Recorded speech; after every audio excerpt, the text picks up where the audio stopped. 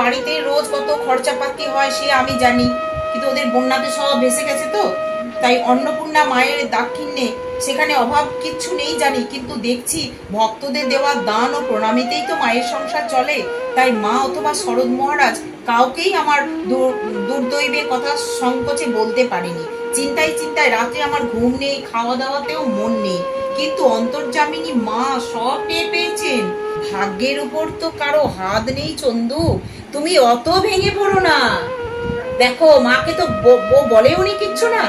মা কেমন অন্তর্যামিনী বলছেন, মা বলছেন ভাগ্যের ওপরে তো কারো হাত নেই চন্দু, তুমি অত ভেঙে পড়ো না।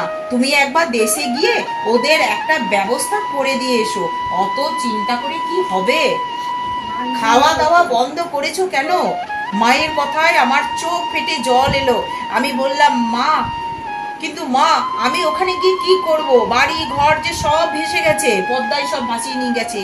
ব্যবস্থা একটা করতে তো অনেক টাকার দরকার, তাছাড়া আসা যাওয়ার পয়সারও তো আমার কাছে নেই।